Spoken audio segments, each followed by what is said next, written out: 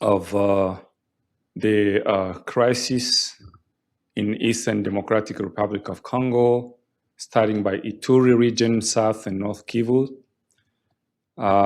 As I said, I am here on behalf of the Collectif des Avocats des Parties Civiles, a team of lawyers who are mandated by victims groups in South Kivu, the Banyamulenge, in North Kivu, the Tutsis, and the Hema in Ruchuru, in Ituri.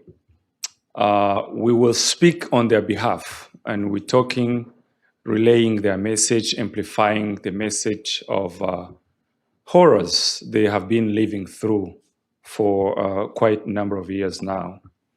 My colleague of the collective is going to talk more about that. Mine is just to thank you for your presence here in this room. We are live in New York City. I also thank so many other people who are following this online via different platforms.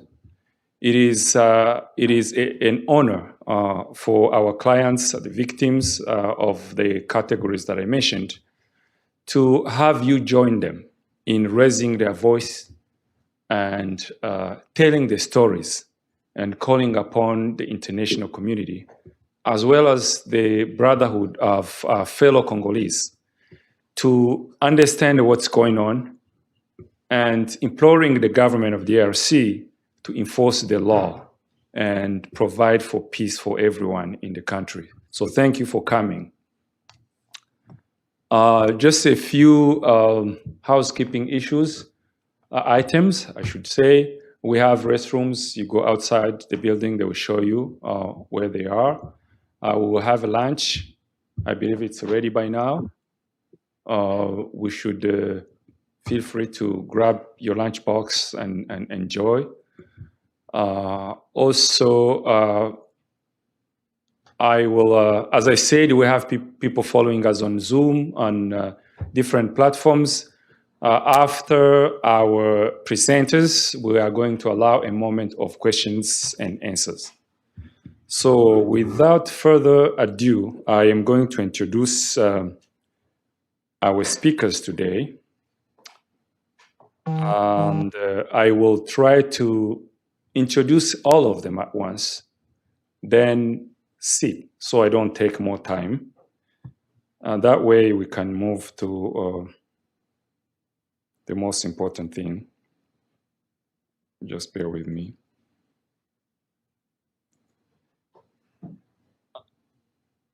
Is it ready? Oh, good. That's good. Yeah, we'll start with Tom.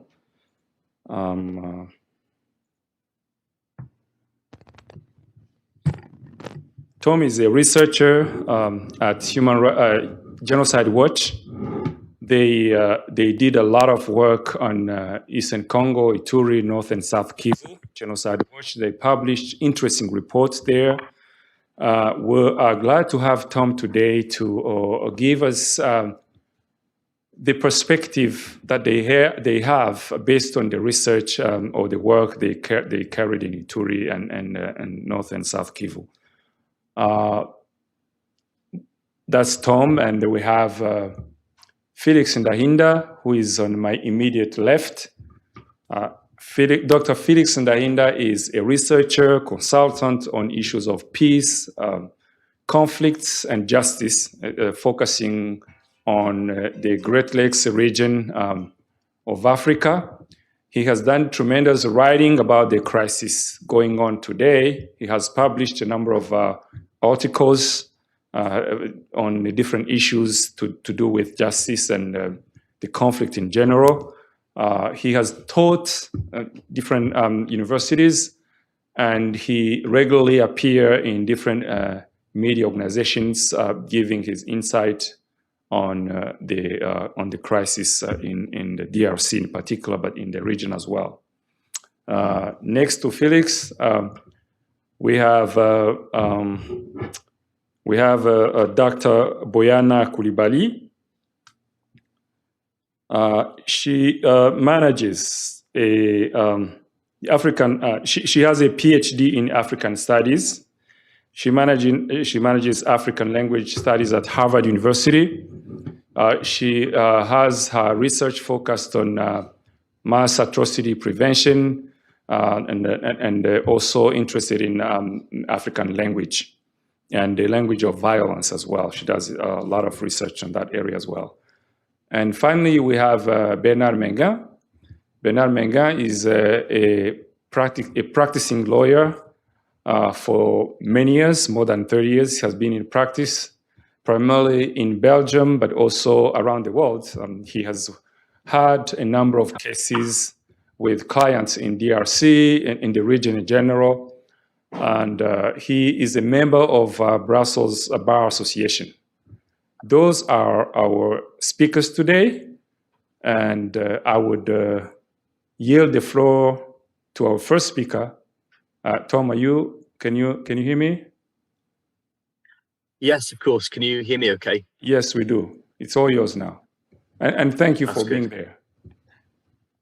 Yeah, no problem. So earlier I was having a bit of a problem with my camera. So if it gets glitchy, I'll have to turn it off. But for now, I'll share the screen anyway so that you can see the presentation.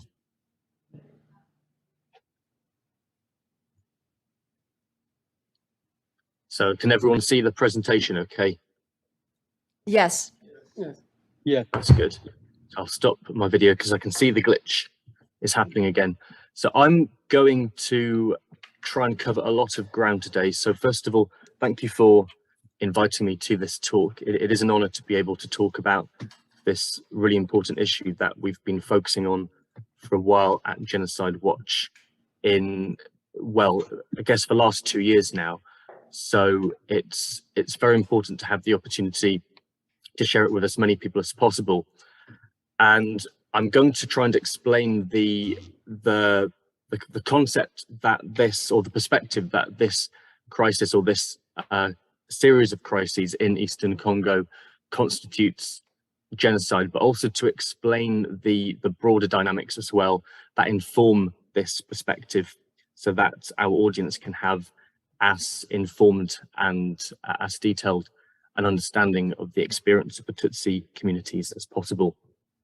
So to begin with, we need to have an understanding of who we mean when we use the word Tutsi. So it's a word that people are very familiar with in the context of the Rwandan genocide. And so in 1994, one of the most well-known and extreme cases of genocide took place in Rwanda, the extermination of the Tutsi community. The Tutsi community are in fact spread across different parts of Central Africa, particularly Rwanda, what's today known as the Democratic Republic of Congo, and then also Burundi. And there are a number of different groups that we can talk about, including the Banyamulenge in a province called South Kivu, and then also the Tutsi community in North Kivu. And the Tutsi are in North Kivu more broadly considered as being part of the Banya Rwanda community. That is a term that is used to refer to people considered to have originally come from Rwanda, but there are of course problematic associations with that term itself.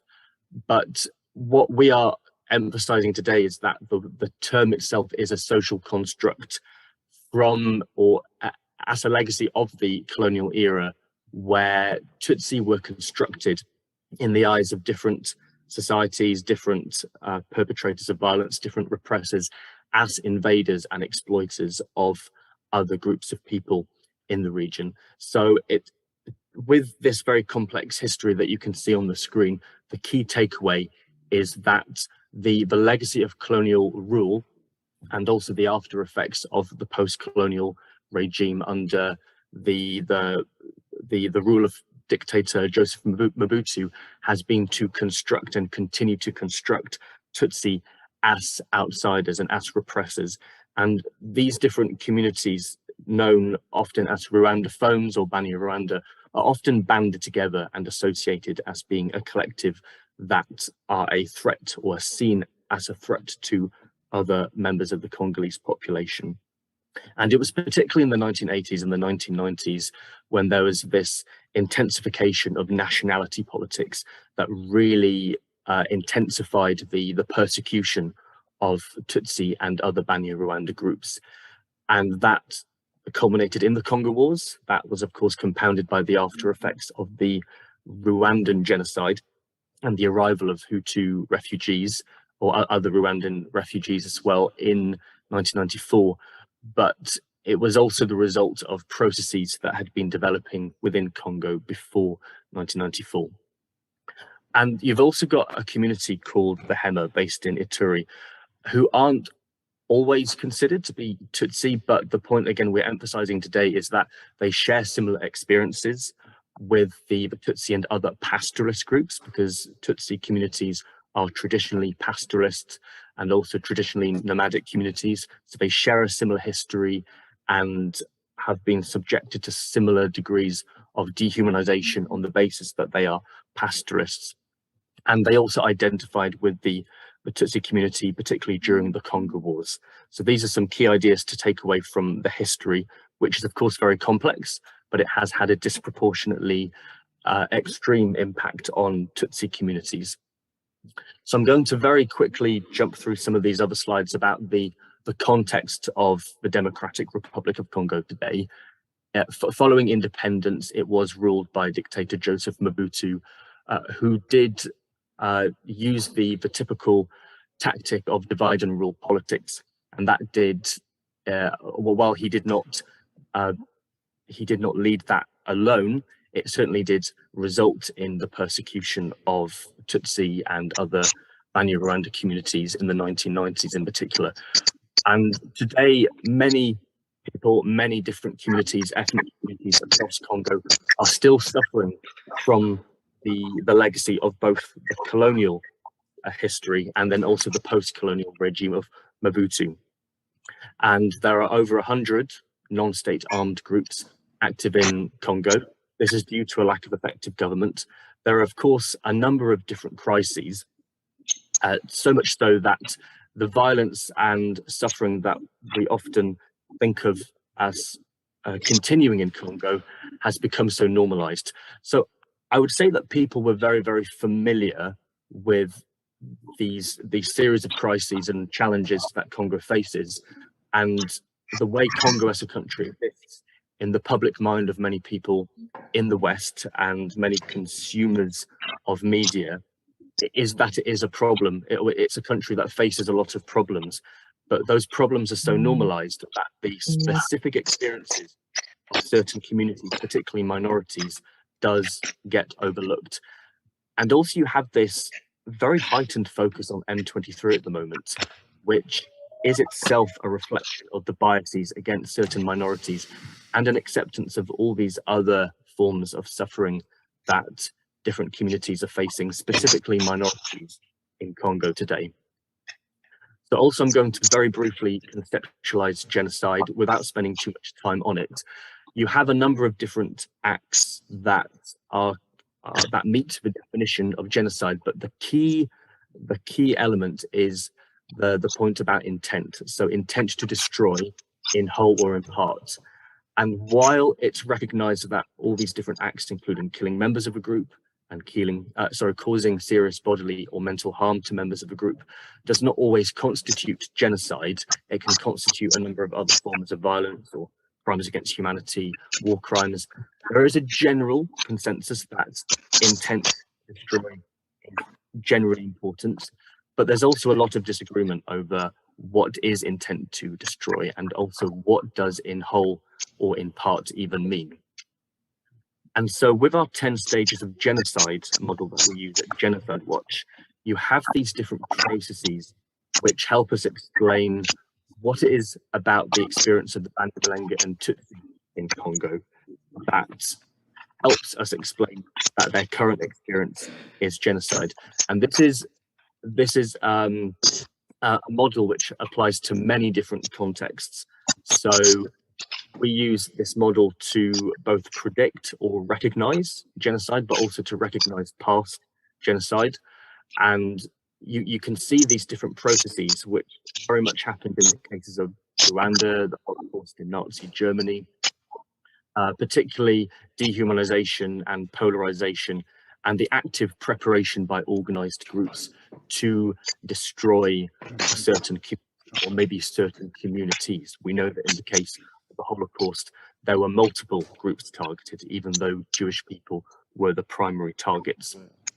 In the case of the genocide of the Tutsi in Rwanda, they were targeted with all these different stages.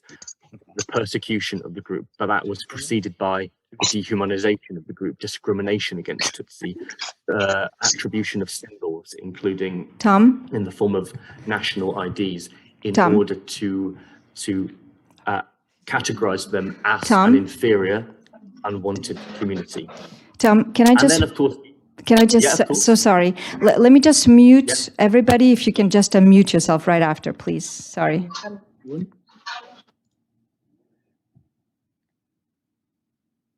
no problem. Oh, Okay. Actually, you're good. yeah, You can thank you. continue. Yeah. Mhm. Yes, yeah, no problem. And so after what's often extermination, as what's considered the sort of final episode of processes of genocide, you have this stage of denial. But denial isn't just about denying whether a genocide even happened. So we do have a problem of Holocaust denial, or denial that the Rwandan genocide was a genocide, or that it even happened to the scale that that we know that it happened at. But people also deny whether violence, once it's acknowledged that the violence happened, whether it meets the definition of genocide. Or perhaps you can even deny that genocide targeted a particular community by reinforcing narratives of double genocide. For example, this debunked narrative that the Tutsi perpetrated genocide against the Hutu in reaction. So denial is itself a very broad category. And it's worth also noting that these stages are not always linear. And we could say even today in the context of European and American politics, there's a lot of dehumanization and polarization as well. But the context of DR Congo as a very insecure environment, and a historically insecure environment, means that dehumanization and the hate speech has a much more significant impact on targeted communities. Okay, so I'm going to skip over some of these slides as well, but it's just worth noting that there are different approaches to the concept of genocide, critical approaches which try to broaden the meaning of intent, and the main idea being that in recognizing genocide, or in using the word genocide, or perhaps at a legal level wanting to use the word genocide, it's also about recognizing that a group of people risk facing or have faced destruction regardless of the intent. However, what we want to emphasize in this presentation, and the other presentations will reinforce this, is that there is growing evidence that the genocidal hate speech that we've been seeing in Congo has had a direct impact on a lot of the violence against Tutsi and Banyamulenge communities. And so the Tutsi communities, particularly Tutsi in North Kivu and the Banyamulenge, have faced historical experiences of persecution and discrimination. So the Banyamulenge were deprived of their chiefdoms. So that is basically, in the context of Congo, their local political authority under the colonial regime. In the case of Rwanda, it was a different experience, but broadly speaking, they faced processes of discrimination that have now been seen to prove that they do not belong in Congo. So the fact that they did not have political authority under the colonial regime has been seen today as evidence that they have never belonged in the region as well. But they also had their citizenship revoked, along with other Tutsi Rwandophones in general, in 1981. And so that was an example of when all different Banya-Rwanda and Rwandophone Tutsi Hutu communities were seen as one collective despite the very specific and varied histories in the region. And they were all seen as Rwandan immigrants. And by the 1990s, Banyamulenge were being ordered to leave by parliament. They were all being ordered to leave by the Congolese parliament. And they faced massacres and expulsions. And this culminated in the Congo Wars. Although the 2004 citizenship law after the wars ended in 2003, they did on paper grant Banyamulenge and Tutsi with citizenship. Their citizenship is still widely rejected in practice. People still cite false references to history to argue that they do not belong in the Democratic Republic of Congo today. But another key idea, which I'll also be very brief covering, is this theory called the Hamitic hypothesis, which claimed, if I go back a slide, which claimed that the Tutsi and the Banyamulenge communities were in fact this Nilotic, racially superior, white or light-skinned people from outside Africa, from the Horn of Africa, or this lost white tribe of Ham. This was a theory of the colonial era, which, although it's been completely debunked, it still informs ideas about where the Tutsi and the Banyamulenge in Congo come from today. And it has informed this narrative that they are not indigenous, but they are in fact invaders. And while in the context of Rwanda, the Tutsi were given a higher social status. In the context of Congo, they were deprived of their chieftaincies, their chiefdoms, as we discussed. But this narrative that they were this narrative that they were invaders or exploiters still took effect despite the discrimination that they faced. So the experiences were very varied between the different parts of Central Africa, but the overall impact on portraying Tutsi and Banyamulenge as outsiders remained very significant. And then we briefly touched upon the different experiences of genocidal violence that took place in the past. It's worth noticing, or at least noting, while I don't have time to go into all these details, that they have faced violence which was accompanied by incitement to their extermination in the past, at the beginning of the Congo Wars, so the first Congo Wars and the second Congo Wars. And so the recent experience of genocidal violence is not a new one, but it's a continuous process where, as communities, they have never really lived in complete security in Congo.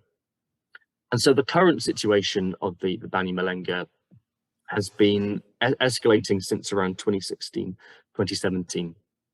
And some of the groups that, the non-state armed groups that operate in Eastern Congo, they're called my militias. They're self-styled indigenous communities that see the Banyamulenge as outsiders, as invaders, and they have targeted Banyamulenge, removing them from their villages, destroying villages, killing people, looting their cattle as pastoralists. So a community is reliant on cows and cattle. That is itself a very destructive act of violence. And displaced Banyamulenge have been besieged in this area called Minembwe, and even there, under the protection of MONUSCO, the UN peacekeeping force, have continued to be attacked from multiple directions and have not really been able to find security under MONUSCO's protection. And this crisis is framed as intercommunal conflict, mainly because of the responses of two notable Banyamulenge armed groups. But this is a very problematic narrative because it completely overlooks all the different historical processes and the disproportionate, asymmetric and targeted violence that we are focusing on in this presentation, that is informing this conclusion that the Banyamulenge face genocide. And of course, that is a problem.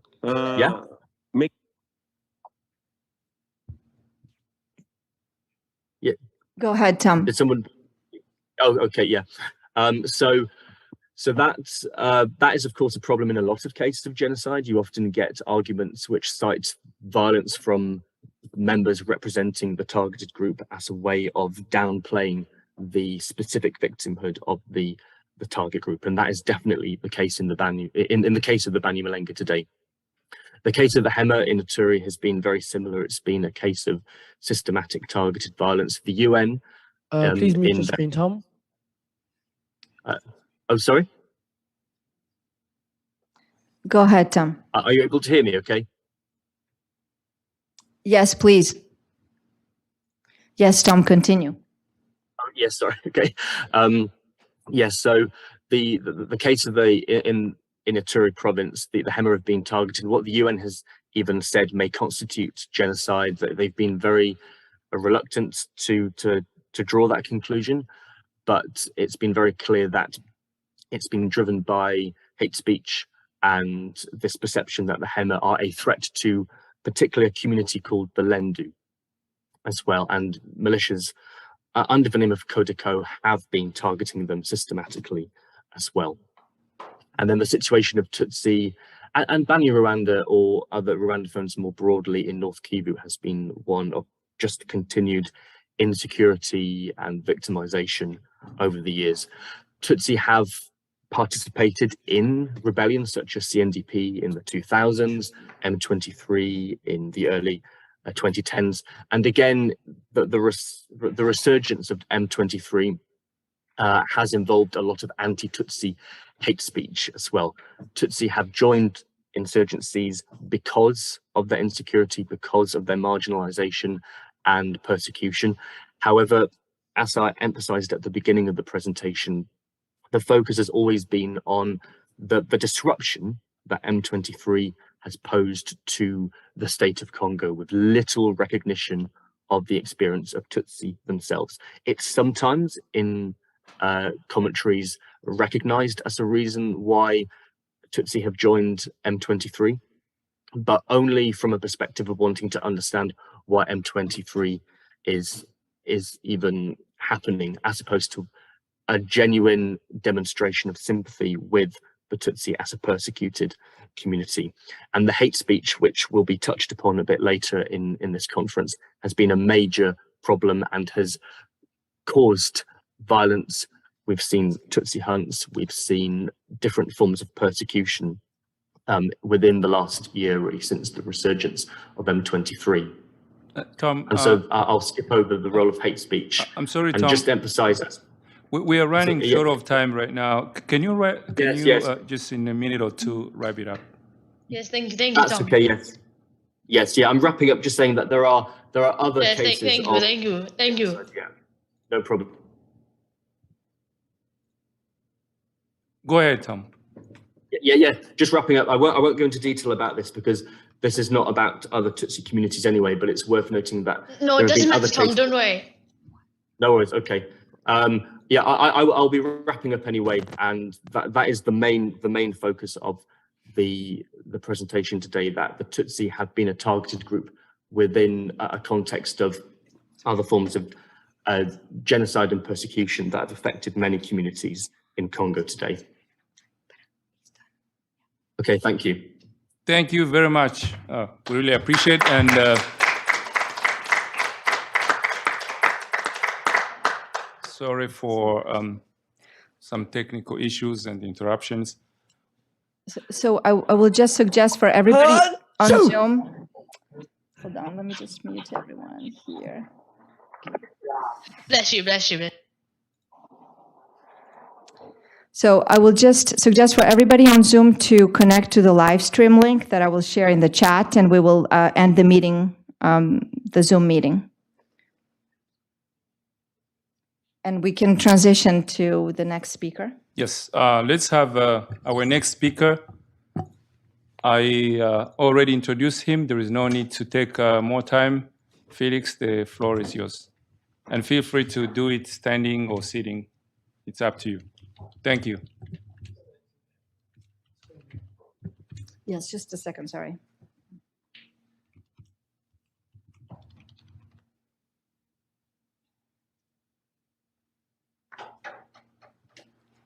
the PowerPoint.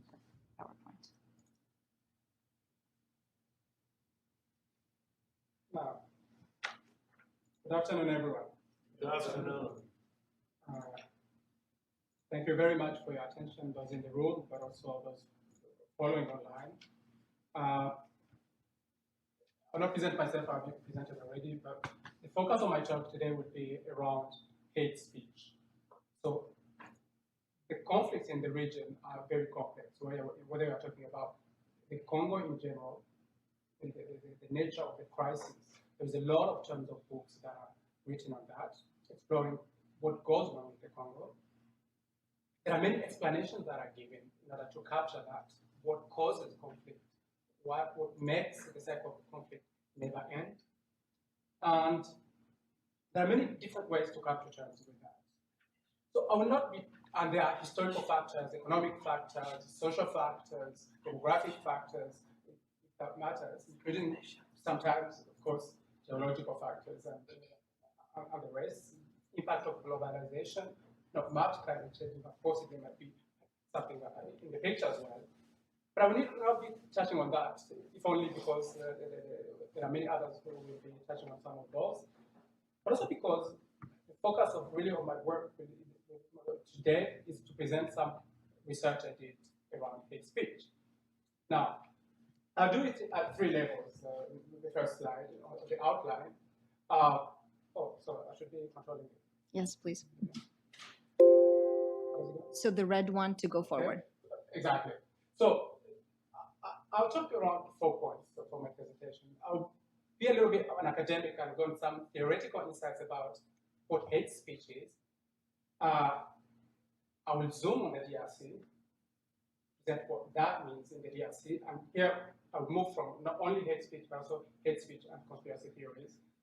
And I will narrow it down to what constitutes harm in hate speech, being in America, where they believe in close enough to absolute freedom of expression. I will try to venture into the debate about whether words can cause harm. And finally, I will quickly look at responses to that. Now, I'm aware of the fact that I have now slightly less than 20 minutes, so I'll move fast and try to do as much justice as I can to that complex debate. Now, the first point, as I said, is around the theoretical insights in hate speech. Hate speech is a word you hear quite a lot today, not only around the Great Lakes region, but also in many other places, including in this land in which we are today, especially when I look at things around the culture wars that you have and the demonization of the other. So hate speech is not a new phenomenon. It has been there for a while. People who study anti-Semitism, for example, are very much aware of how this has been going on for quite a lot of generations. But a lot of literature now has explored how the emergence of social media has intensified this existing phenomenon to another quite higher level. So social media is a new tool that has made quite some negative. Besides all of the good things we do with our smartphones, social media has quite very much contributed to the amplification of hate speech with quite a lot of consequences.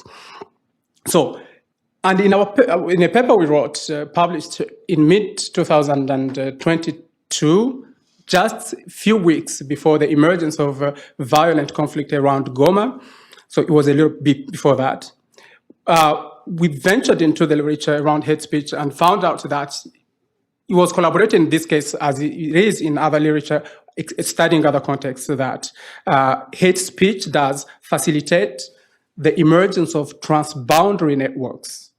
People seeking out like-minded individuals, seeking up the in-group, which help define the out-group. And within those networks, then, what they do is that they do create, refine, disseminate hateful speeches, targeting specific either individuals or communities. And this is made, or conspiracy theories in the case of the DRC, and this is made possible because precisely social media have different properties that ordinary, traditional media didn't have. They are more easily accessible and affordable. They are ubiquitous, of course. They are all over the place, everywhere, including even in our remote places where many of us in this room probably come from, North Kivu, South Kivu, or Ituri. And they allow for anonymity. Some people can do nasty things or say nasty things they couldn't say yesterday because they are able to hide behind some shades, some fake names, some troll names. Now, in the case of Congo, but also in some other places, once you have those online transboundary communities created, they tend to create or to generate scripted narratives, especially like in the case of Congo, as we will see, which propose simplified explanations about dynamics of violence, about conflict, but also, most importantly, identifying culprits. Then in North Kivu, it will be Banyarwanda in general, Tutsi, and it would be the Hema in the Ituri province. Now, what social media did in Congo, as in many other places, the studies show, is that in the past, most of the time you have had hate speech. Hate speech in Congo has a long history. From the 60s already, at least, we have empirical evidence showing that there are instances of hate speech. But what social media did was to amplify that, to strengthen those political network, to embolden actors to be venturing into more that, but also then to impact the dynamics of conflict. People can live stream conflict happening, as you saw many images from around Goma, but also South Kivu many times, but also Ituri. So in that sense, hate speech through social media has been very much normalized and amplified. And if you look then at more specifically at the Congolese landscape, and I'm coming to the second point, what triggered me to venture into studying, normally I have been doing things around conflict, peace, and justice and security, not necessarily hate speech, not necessarily study of social media. But what triggered me to do that is that particular caption of a tweet. That is, if you look at encircled date, those who can still have good eyes, it was a tweet from the United Nations, the organization not far from where we are now, which in 2019 did tweet about a return of hateful violence within the context of the DRC, especially the South Kivu province, hate speech targeting the Banyamulenge community. And here the UN special envoy was condemning that and asking for action, but also, I remember correctly, promising justice, something that would be interesting, or at least threatening actors involved of justice being able to be brought before justice. So that was already a dynamic that was going on. This tweet was not when it was only first time happening, but at least this was one of the instances of global acknowledgement that that was a dynamic that was happening in the Kivus. Now, but as I said, and as Tom probably said it before me, and probably even some other speakers will go, this has a long history in Eastern DRC. In that, especially hateful narrative, and even more so conspiracy theories that you have in the DRC around balkanization, about infiltrators and so on, I will come back to that later. Many of those really do have their roots in quite a long history, as I said, in the 60s, but also most importantly into identity politics that find their roots in colonial historiography. Now, if I had from Jean-Paul more than 20 minutes, I would spend probably in each of bullet points, probably I can easily spend 20 minutes explaining what I mean by racialization of identities under colonial rule and what impact it has today on hate speech. I can spend quite a lot of time talking about the governance institutions that were created under Belgian rule in the Great Lakes region, both in Rwanda, Burundi, and the DRC, and what that meant in terms of recognition of identity, of territorialized identity, but also recognition also meant legitimization of certain given claims over others, how all of this was done in many ways arbitrarily, but also how, and there is a lot of academic literature on that, how boundaries of identities were shaped through this colonial encounter. So boundaries basically in the sense that the colonial kind of countries found realities on the ground. Those realities didn't match their perceptions of the peoples encountered. And once they did so, they shaped those realities to meet their own image and what they wanted them to be. So what impact that had in terms of what became ethnicity, I hear a lot of narratives in the Great Lakes about essentialized identities. The Hema are like this, the Tutsis are like this, and so on. And many are not even aware of how much of what they are saying is part of the creation of the colonial myth around those identities. And I could spend quite a lot of time around what that meant then for citizenship after independence and narratives you have around authentic belonging, the work of Stefan Jackson, among many others. Any of this has pretty much still quite a lot of incidence, what we have in the center, on today's conflict and violence in Eastern DRC, but also in the DRC in general. But I just said that I spent a few minutes saying that I would not be talking about that. What I will be talking about mostly then, really continuing on hate speech and conspiracy theories, is a paper we conducted. So many of you, especially from Eastern Congo, probably who are on WhatsApp and many other social media, on a daily basis, probably you receive quite tons of videos, audios, and so on with the hate speech content, whether you are from Ituri, South Kivu, or North Kivu. And so we collected quite a number of those videos. At the time, much of the study was South Kivu focused, but increasingly some of the other later publications I had encompassed also North Kivu and somehow marginally Ituri. And so most of the time we focused on WhatsApp, YouTube, Twitter, and Facebook materials that we collected. And what the analysis on all of that, and I will not go into the details in the interest of time about how we went around analyzing. I urge you I would be happy to share the paper that we produced to read more details. But what we found out was, one, that the question of agency is quite very important. So the creation of the transboundary hate communities through social media creates quite a number of narratives carried by different actors. In the case of the DRC, it's within the DRC and abroad. It's either within those particular communities, South Kivu and Ituri, but also North Kivu, or abroad at national level, but also abroad, diaspora communities. And those communities are quite very interesting. You have leaders of armed groups who communicate with people in New York, in Brussels, in Paris, members of civil society organizations who sell the image of human rights, protection of human rights or civic rights, either as individuals or as corporate organizations. But also you have a lot of ordinary citizens also who are engaged in both the creation and dissemination of hate speech. Now, when you look at the content of hate speech which is shared, and I will come back to in the next slide, we see that there are contextual differences, of course. The DRC is not Rwanda, is not Burundi, but also, so in that sense, there are different articulation of hate speech, and there are issues of temporality as well. You had a lot of hate speech narratives in Rwanda between 1990 and 1994. But there are quite a lot of thematic convergence between these kind of two dynamics. So I did put, for example, two of the interesting captions there.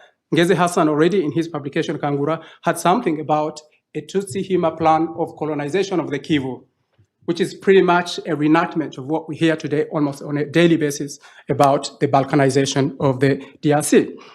Or the Accord of Lemera, which is another reenactment of that narrative of Balkanization of the DRC.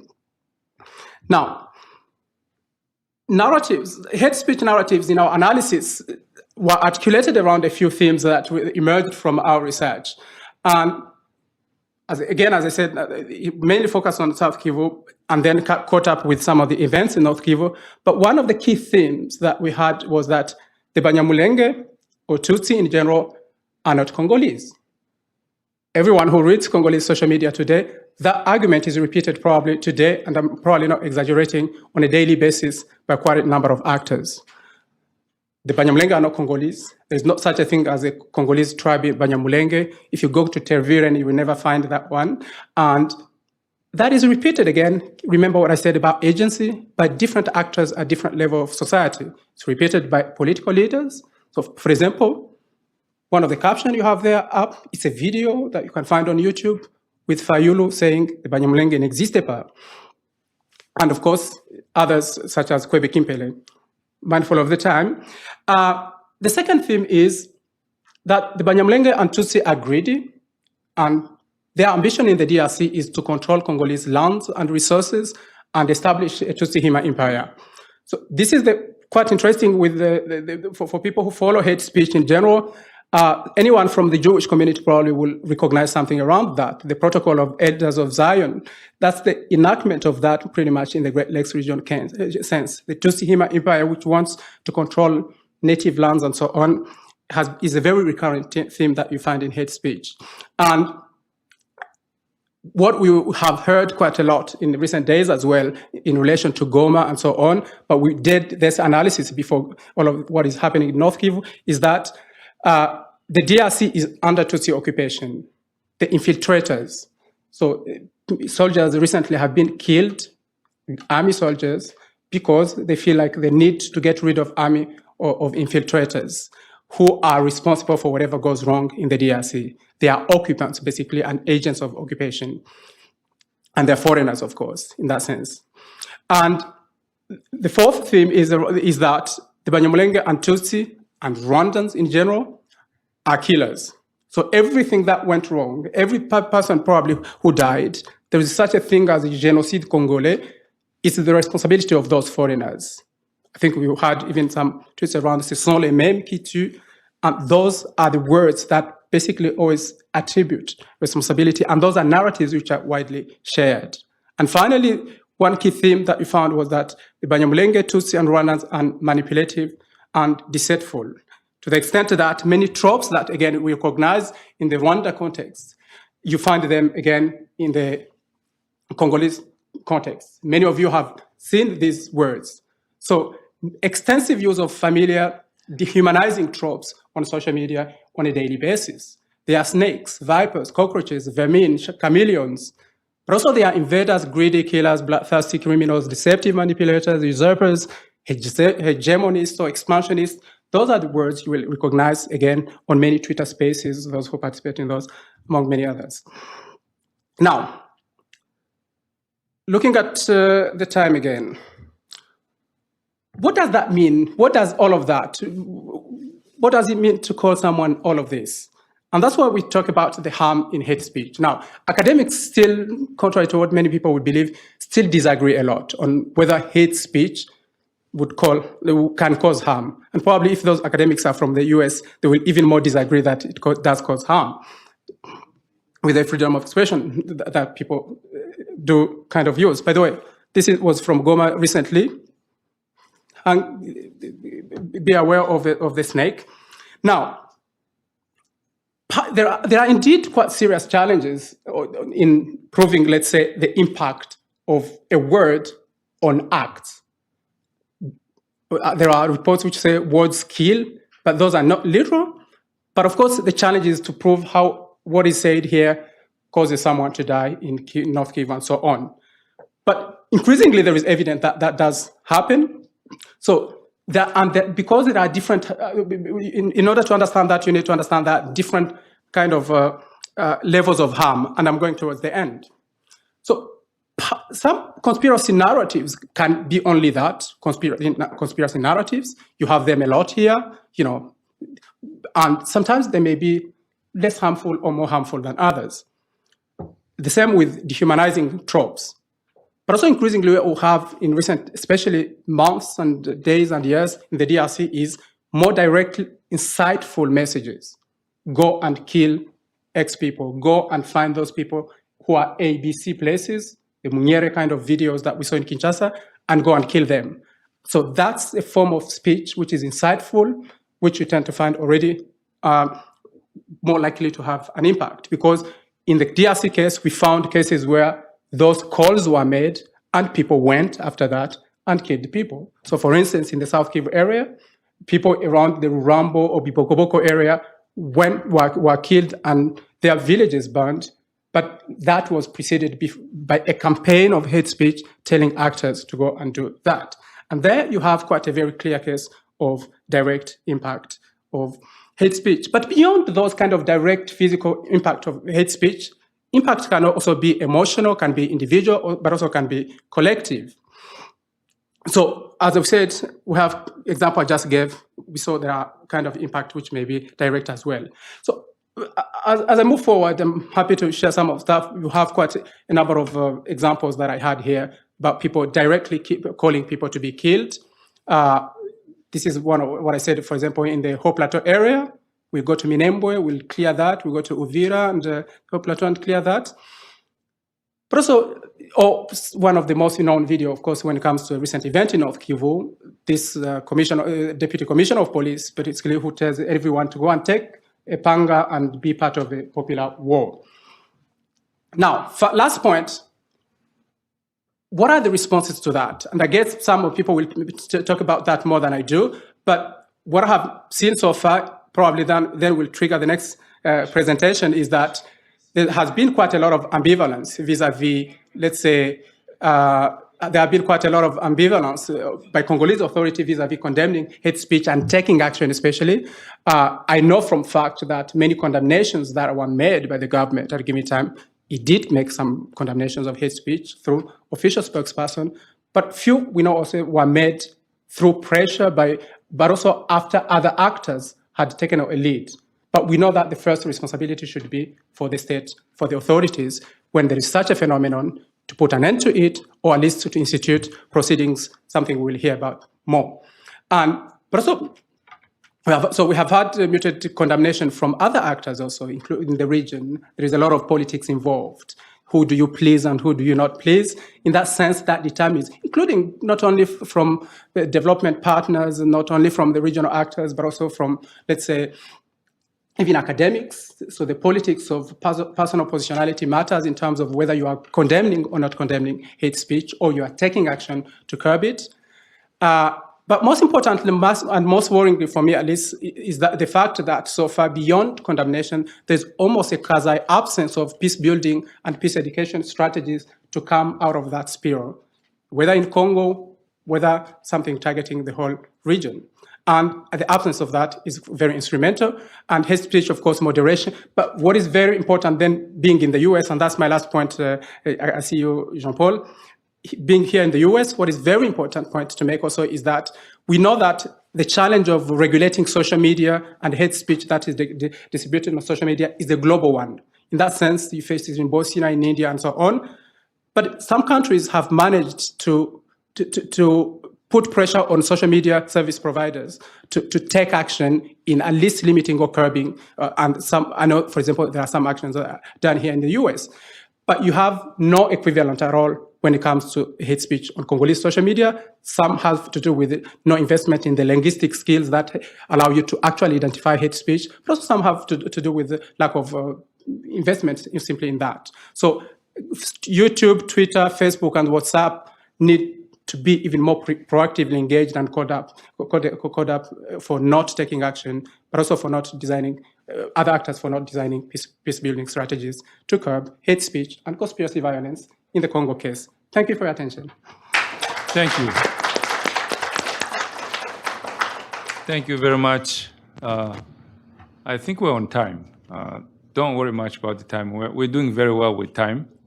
And I know you have a lot of questions. I have some, from the wonderful presentation we just had. Let's have our next speaker, Bernard Menga. He is going to give us practical experience as one of the lawyers that have been involved in this.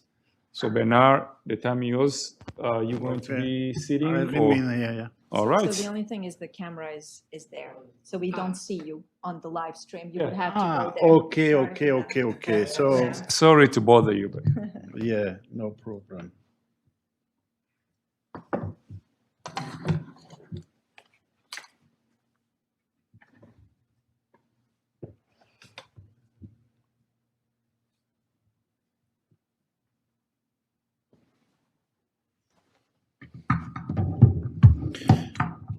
First and before all,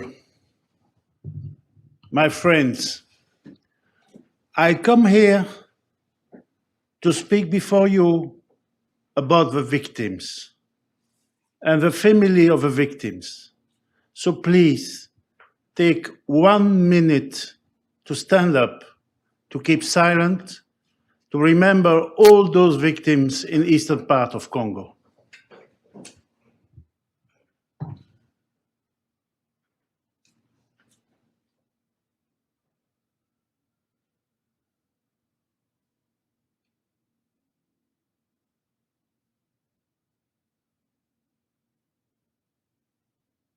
Thank you. Excuse me to begin to speak on that way, but what we are going to say is not a classic question for lawyers. What we are going to speak about is about the survival of a community, of 3 communities in eastern part of Congo. I was consulted for first time in 2019 by the Banyamulenge community. Secondly, I was consulted with Jean-Paul and with Amédée in our team by our friends of North Kivu after the events of the month June 2022. And last, but absolutely not least, I received the visit, the alert of the community, of the Hema community, who survive today in front of atrocities made by Codeco at a level which is really one of the most outrageous and most tragedy that I have ever seen in my career. I have seen many things, but what is happening today in Ituri and the total silence of the world about those people, we have to break the silence. And one thing with a great hope for us, all of us today, is that those breeders who want to work in peace in eastern part of Congo, from Minembwe to Bunia, going through Masisi, all those people ask us just justice together. And this is an historic moment for justice and for state of law. And let me say you, in name of Jean-Paul, in name of Amédée, in name of our team of observers, that we are really honored. It's not a question of narcissism of lawyers. It's a question of honor to take that defense and to try to stop what is happening. What we made since the beginning of the file and what we are doing together is, first and before all, try to make investigation with our own elements about what is happening. And we can say, and we say to all those people who think that they should be able to go against the truth, that we work on a very, very methodic way. We collect the testimonies. In the first complaint we introduced before the authorities in Kinshasa in 2021, we brought around 60 hours of testimonies of our witnesses. We brought 70 people coming and saying we are victims and we are ready to testify about what happened and to give you the name of the men in the army, the men in the Mai teams and so on who attacked our villages. We have those evidences. So the only question is there somebody in the system in the judicial system who is ready to treat it, to handle it, and to put the people who are indicted to court? We are working, and due to the solidarity of the community, some people say to me, what is your agenda? Where are you working for? For who are you working? We are working for state of law. We are working for justice, no more, no less. Our force is not politicians. Our force is not some lobbyist. Our force is the communities of victims. In each village, we have observers. Each village, we have people working with us. And nobody can deny that reality of our team. We don't ask to manipulate. We don't ask balkanization. We have nothing to do with it. Some people say, you have seen that on the net. You are preparing a kind of balkanization. No. Congo is Congo. Rwanda is Rwanda. Uganda is Uganda. We know what are the frontiers of states and what is the reality of international public law. But in the meantime, when you have a state, you have a right to protection. You have the right that nobody is going to attack you personally. And this is our job, to protect and to help that the judicial system will go on. In that sense, let me now give you a little example of something, because I think the best is to focus directly on the reality. Give me 2 seconds. My problem is here. Go to Fimbo call to murder. A few days ago, you had it's Fimbo call to murder. Yes, in English. You see it? Okay. We have collected a video of a man, and I translate it in English for you. What were the exact words that he pronounced a few days ago in Fizi, before the Congolese army, before the officials of the country? He said, "Those who stayed, go. Any Rwandan in this country and who still remains there, we will kill him. Congo, hey, whoever does not flee, we will kill him. We can no longer have Rwandans here in our country. Those who are in the government will flee on their own. The breeders will flee, otherwise they will be killed." The author of that declaration, his name is Fimbo. He is a senior Mai of a CNPS coalition from Yakatumba. He spoke before the population in Fizi.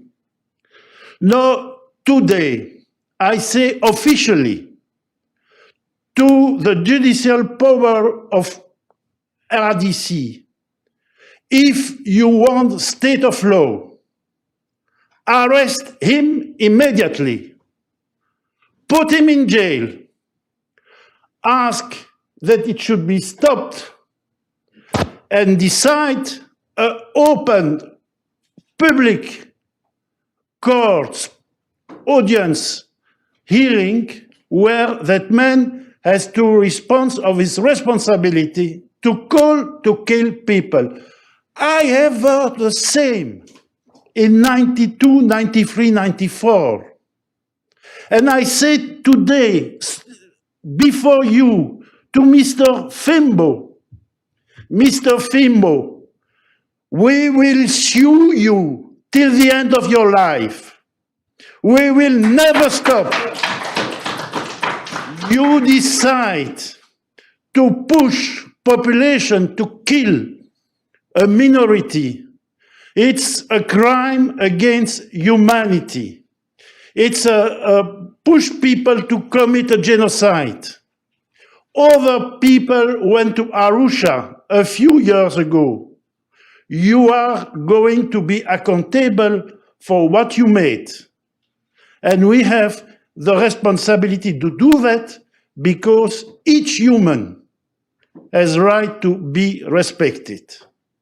This is to give you one example between many, many others about what is daily happening, not only in South Kivu, not only in North Kivu, but even in Bunia.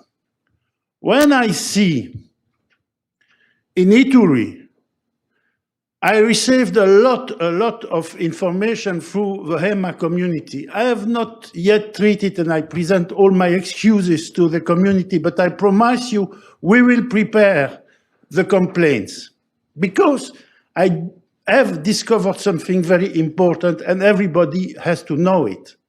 As long as you speak as an expert, and you know there are so many experts in the world, as long as you speak as an expert, everybody is in the controversial approach. But when you collect testimonies, when you collect evidences, when you put it in court, I have observed that the opinion is changing. I give you an example. We were very surprised, and I was the first one because I have worked since so many years in Kivu, a new Lucha community. And I have heard from the Banyamulenge communities, by the members of the community, that the Lucha had hate speeches, that Lucha was working for Mr. Mukwege, that it was not correct, that they didn't respect what is happening in Minembwe. I said, I want to check the details. I received the elements and I said it to some people of embassies to say, look, then I received an information, but it's only individuals. But I observed so many individuals involved. And nobody is saying officially, stop, please. Nobody is saying to those members of Lucha having those hate speeches, you have to stop. We disagree, we condemn. No condemnation from the people supporting those people. Even in some circles, people saying, perhaps, is it just a vision of this lawyer?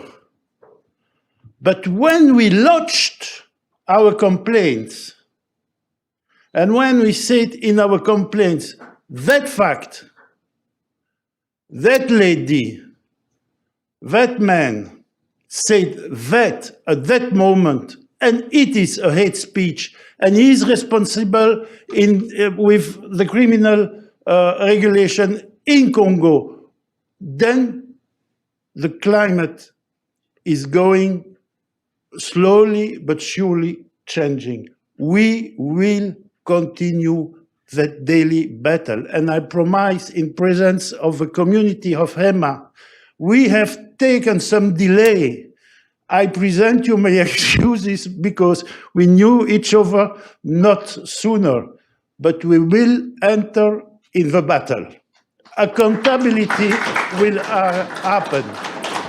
When I see villages who are fully burned, when I see the burned bodies of inhabitants after visit of Codeco, when I see that all cars are destroyed, burned, I say it's not acceptable in any state in the world. We have to go ahead. So our work is there. We have no time to lose to do great speeches on the left, on the right. We have time to work all together, collect evidences, collect the documents, present our complaints, lodge them in court, with the reaction of the authorities, with the reaction of the international community. And I say to the people of the international community, at a certain moment, you will be, with your consciousness, in the duty to analyze what you made at that moment, what you decided at that moment.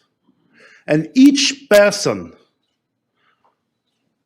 on the Security Council, each person in the agencies of United Nations, each person, each politician, he has to think about what will happen with his personality before the reality of what is happening in that region. And,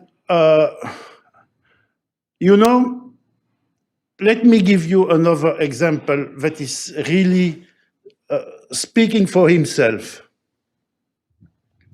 You remember the protest of 5-6 February in Goma against East African Community forces and against MONUSCO. I will come back to that. But what is very interesting, first, the movement to make those protests was initiated by some activists, the famous activists of human rights in Kivu. And we see in their speeches that they spoke about the snakes. So you want to speak about East African community, but you speak about the snakes. After, do you think they attacked MONUSCO? Do you think that they attacked East African community? No. They decided to burn 3 churches of the Banyamulenge community. They decided to kill 1 poor policeman who was a member of a Tutsi Banyamulenge community. And when it created such a scandal, because you remember I don't know the translation, la toiture, the roof was burnt and people were in difficulties, then some people came with a message saying we need to be pacific. Pacific? People who try to change the story. Pacific, they made the protest, they organized the protest, and they pushed the people to destroy all the signs of Tutsi presence in the city of Goma. This is the only reality of that protest action. And that has to stop, because the question is not to support M23, to support FIRDC, to support anybody. No, the only question is just to respect a population. So I will not take much more time because time is running, but I am here not, and this is the final word that I will say you, we are not here to speak in a friendly way between good friends taking a good drink of wine. We are here because there are a group of people who are breeders from South Kivu to Ituri who are in danger. The ethnic cleansing is going on since so many years, and it's continuing, and it has increased those last weeks and months.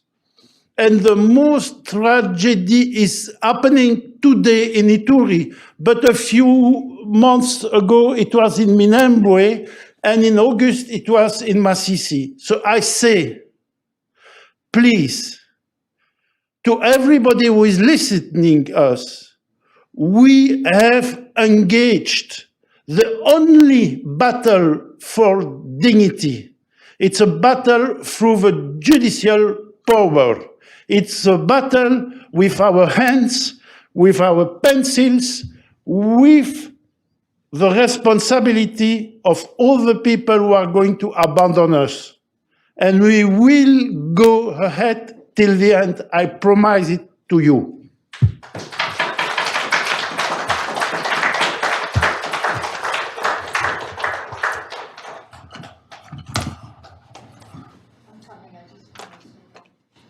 Thank you very much, Bernard. And thanks to everyone for your patience. I see you're not tired yet, so we're going to listen to our last speaker.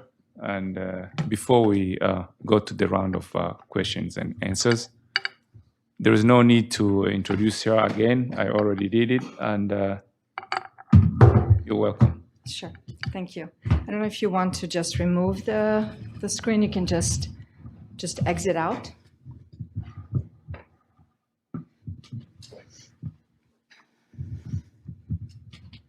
Because I don't have anything to present.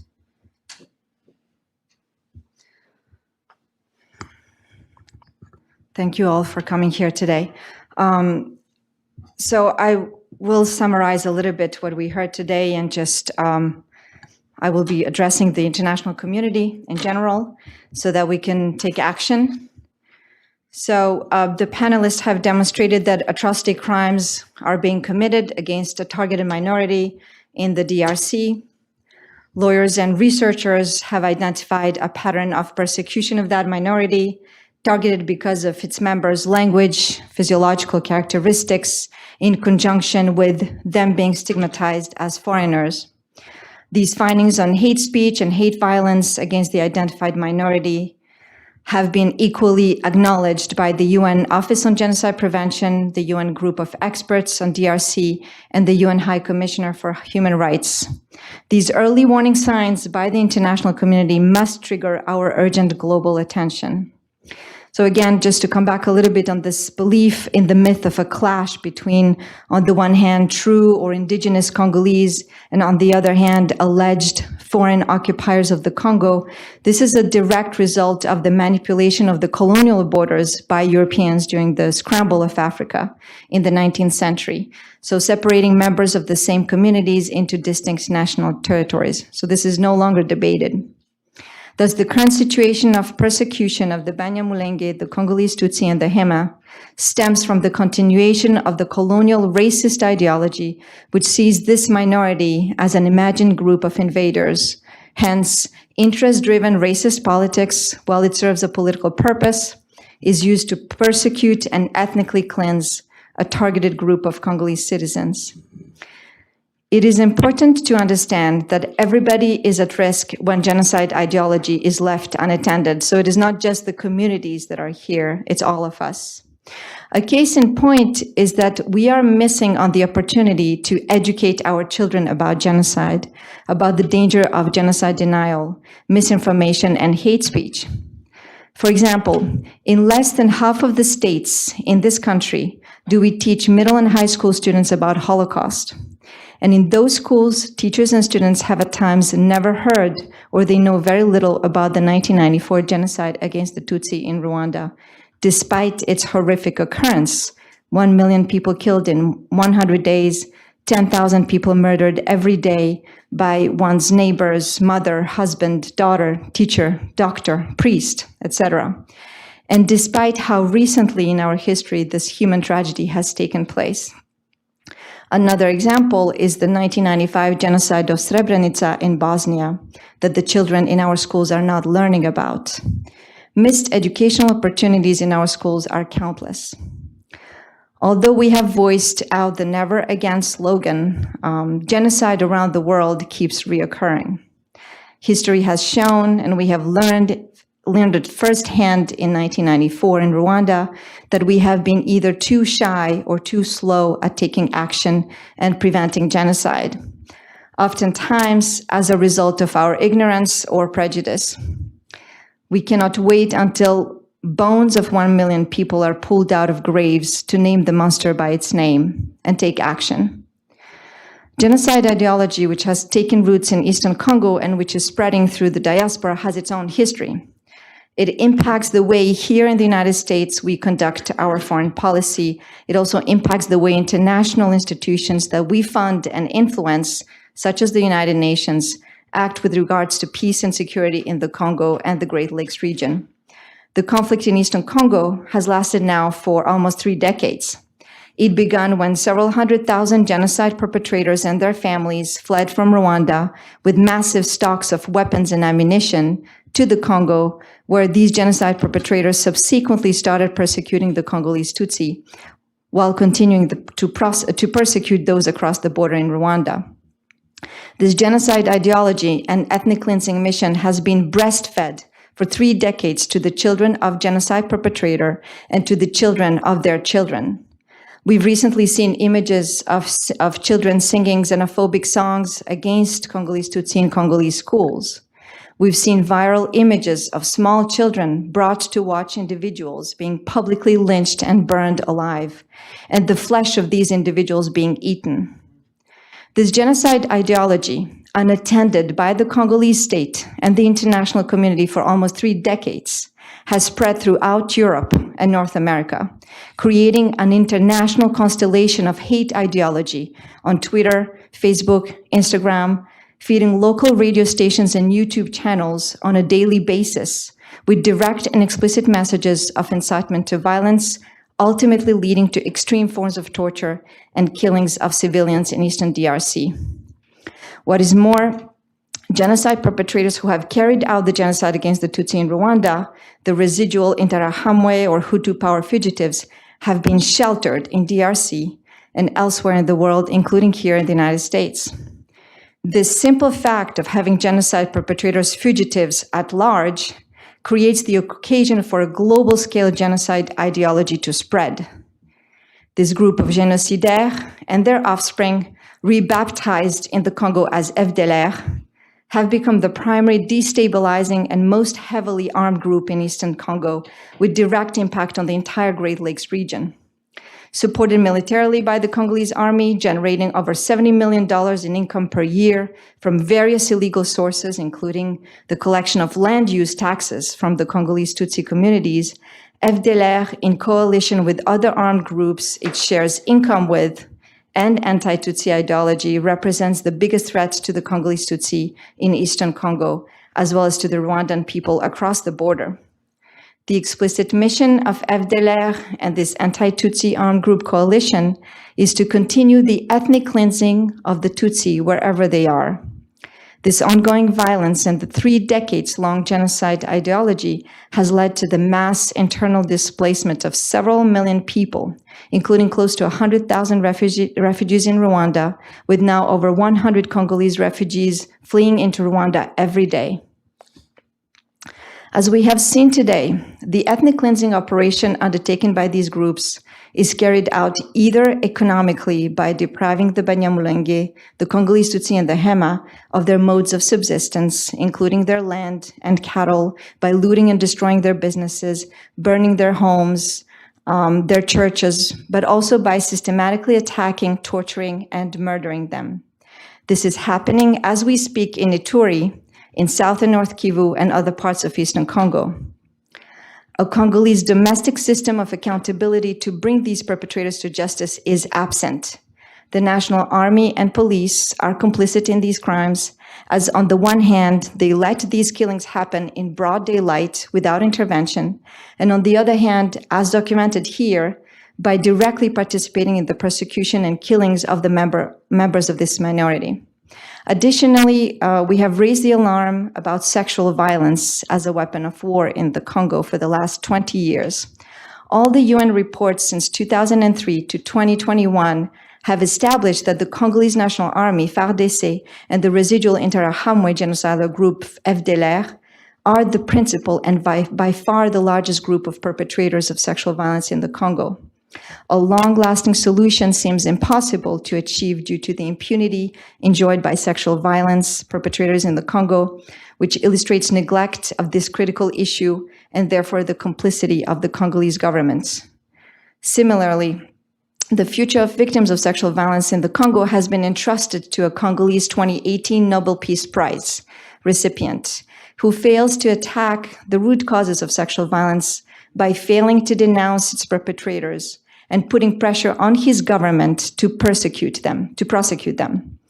Although he has the status as a renowned public figure to do so, sexual violence in the Congo has become a business opportunity for both domestic and foreign NGOs and an occasion to advance one's political career by spreading hate messages against Rwandophones, which is in direct contradiction to the symbolic image of the Nobel Peace Prize. This is not the first time a Nobel Peace Prize is conferred to an individual spreading hate or neglecting to prevent genocide against her own people, like we've seen in Myanmar. Thus, history repeats itself and lessons are not being learned. Now, the international community must re-engage in practice its commitment to peace and security by addressing the root causes of violence and hate in DRC. The international community, via international institutions, has the responsibility to protect innocent people from hate, persecution, and genocide. While we have the largest and most expensive UN peacekeeping operation in place in the Congo today, and it has been there for 2 decades, witnessing these crimes being committed, while we have denounced these atrocity crimes through UN expert reports, UN Office on Genocide Prevention, Office on the United Nations Commissioner for Human Rights, atrocity prevention organizations, civil society groups, and researchers, the Banyamulenge, the Congolese Tutsi, and the Hema are abandoned to their own fate, being slowly led to extinction. We therefore call on the United Nations to honor their responsibility to protect the targeted communities by initiating appropriate channels of investigation of atrocity crimes being committed in DRC, by creating an international commission of inquiry and appointing a special rapporteur. We urge the international community through the International Criminal Court to bring the perpetrators of atrocity crimes in DRC to justice in the identifiable absence of a domestic system of accountability and the ongoing denial of the Congolese government despite evidence of atrocity crimes. In 2004, an International Commission of Inquiry on Darfur was established to investigate human rights violations and atrocity crimes in South Sudan. We call for a similar action to obtain further evidence of atrocity crimes in DRC against the identified targeted minority, following the early warning signs established by the Office on Genocide Prevention, the High Commissioner for Human Rights, and the group of experts on DRC in 2022-2023. We must stop turning a blind eye to these crimes against humanity, the long-lasting persistent human rights violations in the Congo, the colossal refugee crisis, the sexual violence epidemic, as well as the irreversible environment degradation. Because we're not addressing the root causes of atrocity crimes committed today in Eastern Congo, because we have not disarmed the genocidal groups that have become more powerful in the region and around the world, because we have not brought to justice hundreds of thousands of those responsible of killings, rapes, and human rights violations, because we're not educating our children around the world about the dangers of genocide, genocide denial, misinformation, and hate speech, we are all at risk. When our own citizens sitting here in this room and their families trapped in an open-air concentration camp in Eastern DRC in imminent risk of extermination are direct and tangible victims of genocide ideology, we all are victims of the genocide ideology epidemic. We must therefore take action and stop the genocide against the Banyamulenge, the Hema, and the Congolese Tutsi. We must let our domestic and international representatives who serve our interests know that inaction and impunity is not an acceptable alternative and that a genocide will not happen under our watch. Thank you. Thank you very much. Thank you.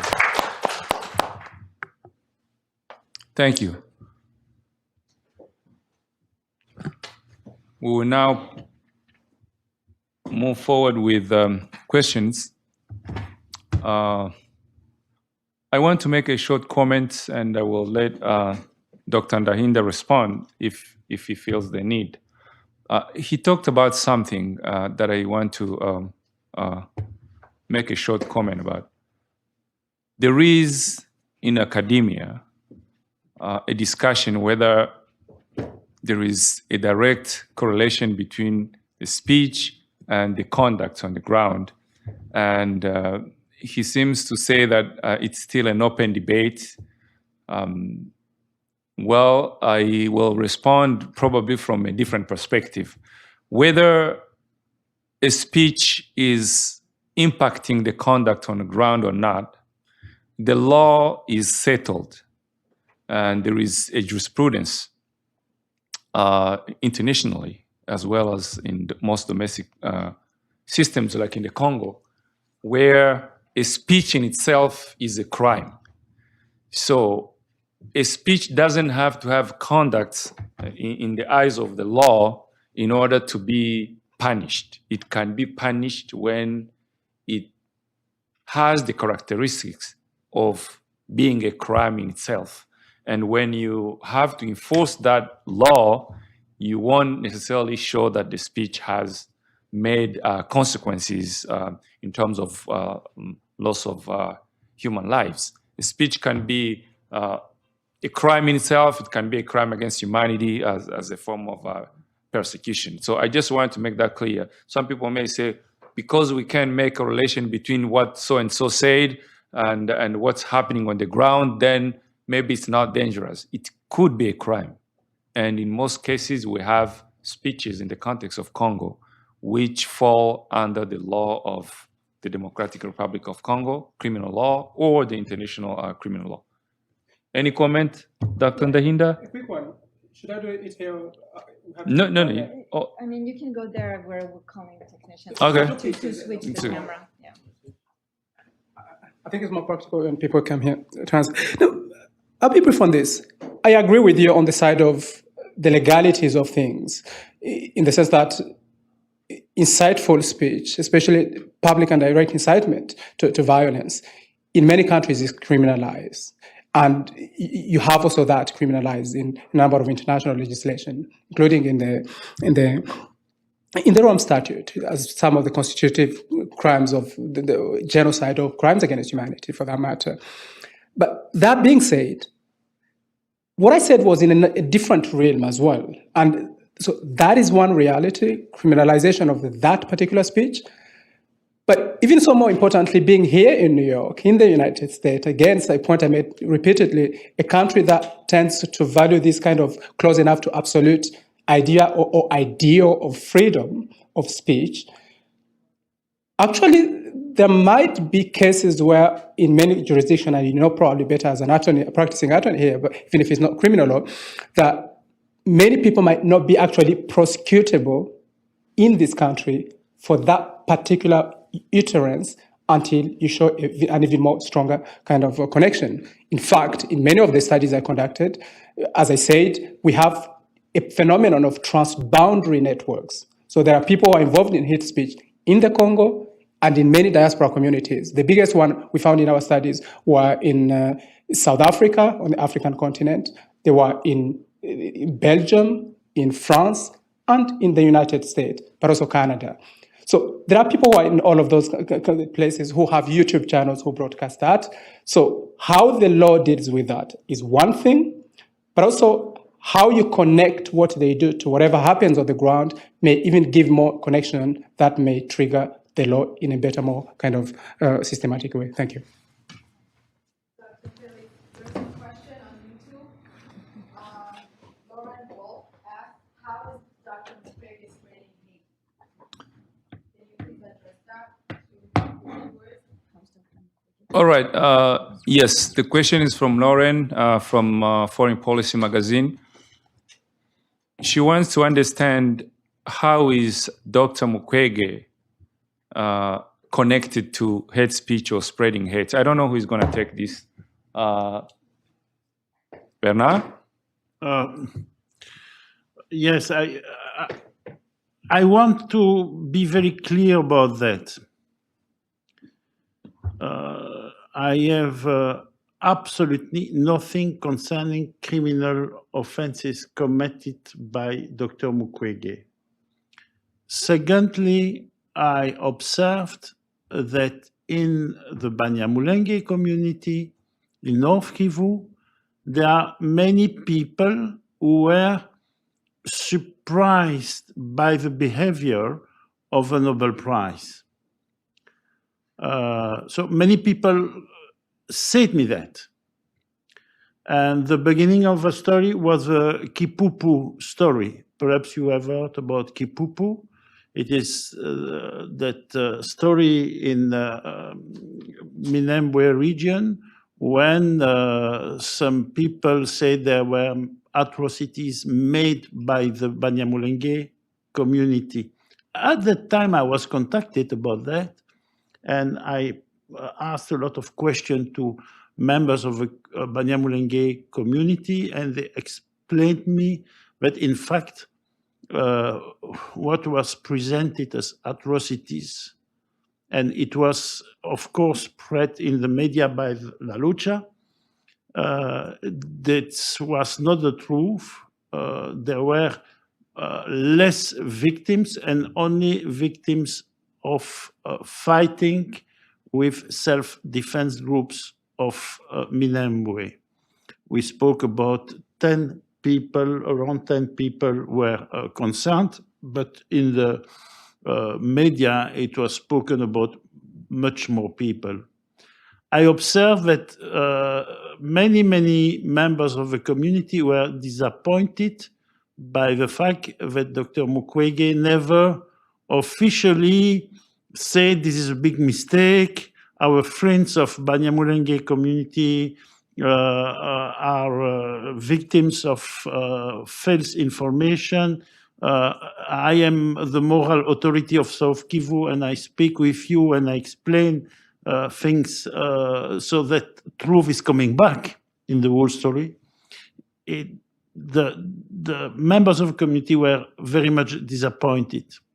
After that, you know what happened with the military evolution in the region, and many people of the different communities that I have the honor to defend said me, why Mr. Mukwege is not, as Nobel Prize, initiate something that the communities are going to speak together and to solve a problem amicably by peace process and not by military process. Though that created some frustration in the communities. And last, the people said, why that man never denounced all what is happening in Ituri, in the Hema community, what is happening in Masisi clearly. And of course, in the meantime, the connection with Lucha was a problem. So I am not here to speak about Dr. Mukwege because it's authority, and in his sector, who is medical sector, I'm sure it's a great authority. Let me dream that I have some authority in... Thank you. Okay. Yeah, I think I will have to interrupt sometimes because of the interest of time. I want to move forward with other questions. Just one thing. I see your hands. I agree with Bernard. We are not talking about anything but criminal conduct. So we don't have any criminal conduct on behalf of Dr. Mukwege. No. Otherwise, we would have been talked about it. Whether he's spreading hate or not, we don't see any criminal conduct in which he's involved. But as he said, Dr. Mukwege he's a moral authority, not just in South Kivu, but in Congo. I think he has been criticized for taking sides, for selecting his advocacy, not speaking when it's Tutsis being victim, not condemning officially the Mai Mai. That's what can be a moral failure on his behalf, but is it a criminal conduct? We don't think so, and we don't take a position on that. So we go with you, then next person, and then we take 3 questions. Then we move for, afterwards we respond to them, yes. And please go directly to the question, speak up, short, precise question, and we move forward. Thank you very much. I have 2 questions. My first question is to Bernard Mengen, and my second one is to Dr. Boyana.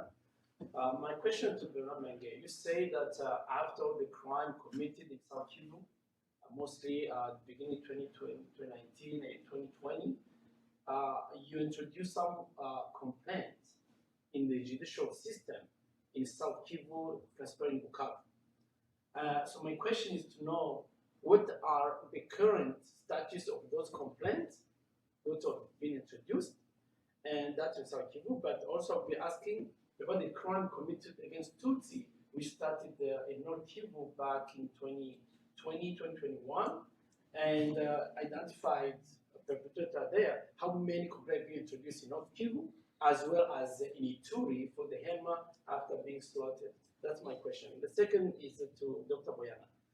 Currently, what's going on is exactly a sign of what can be spread across the region against Tutsi, Hema, and everyone looking or speaking a language that targeted by those perpetrators. We as a community are victims of those atrocities, the hate speech and the consequence of hate speech. What are the active steps should we take for the international community? We are here in the United States. This country welcomed us as refugees because there were those criminals doing the same thing back in 2000. What are we as victims who today they're not maintained, the collective avocat are right now taking steps to the court? What should we take to change the narrative, but also asking the international community to do and stop this forever? Thank you. Okay. First of all, thank you so much. I really appreciate your work, and we, as the Hema community in general, all the victim members here, we do appreciate your work. My question is, as we speak right now in Ituri, specifically, there is atrocity which is taking place. Why is it not exposed? And what should be done so this should be exposed? Because we see sometimes those type of crime committed other location and get exposed really rapidly. But when it comes to Ituri, it's taking so long. I do appreciate he did say, he did apologize and he's coming back because they're still collecting information. But this is happening right now as we speak. The killing is going on. How quick can this process take, and what should be done so this can be exposed? Thank because sometimes when the situation like that is exposed, it does help for the process. Thank you. I would ask when you want to ask a question, give your name just for record. John Mugara from Bahema Community. John Mugara. Yes. Jean-Paul, it's important that the questions, so people are following the questions. The person, yeah. Yes, but we'll also repeat them. It's fine. No worries. Yeah, just quickly, I think we all sort of like voicing the same concerns. What is it that is stopping the international community, for example? For those of us who are concerned, and obviously here, over there, those of them that are directly affected, being killed every day, and the international community at large of us who are concerned, what is stopping the UN, the other ones, to actually do something? Because science, we've learned, we've done this, but... Thank you very much. We are going to respond to the questions, then we take the next batch. And I will ask that you respond to her question. You can actually combine it with John's question. What are the next steps? Why is it quiet in Ituri? Why? And to some extent with one of his questions. And Bernard, he wanted to know about the cases. What are the chances? And it's actually one of the questions I have here from Jean-François Cahe as well. Okay. He says, I understand from Mengan that cases are and will be filed in DRC. What are the chances of such cases leading to trials, knowing the state of DRC judiciary? We start with Bernard. Okay. First, you have to know that there was a complaint lodged in Kinshasa in the hands of a general prosecutor, and secondly, a complaint lodged in Brussels, and I can explain about that later. Concerning the complaint in Kinshasa, it was sent to the general prosecutor in Bukavu, and the general prosecutor met Amédée Kamota, one of the lawyers of our team, and his answer was really simple. He said, I have no 1 cent of money to handle the file. So I have nothing in my hands to handle the file. I asked to some people why we don't support the work. Because between us, when you see the billions of dollars who are distributed in Congo, isn't it possible to bring some little team of 4 or 5 people, members of FBI or Europol, who come there to support the technicians locally? Secondly, isn't it possible to bring some financial support to pay the fuel for the jeeps, to pay eventually the cuff to put people in jail, to bring jail of quality, and to begin to investigate on a very professional way? We don't ask more. We just ask that. And what we have observed with Amédée is when the people are convoked by justice, directly the global behavior change. When in a village you have somebody who is convoked, all the village know it, and the behavior begin to move. So we think that the question is a question of good faith in the way to handle justice. We put that in the good authorities, and we need to know that they should be supported if they have no financial or technical support.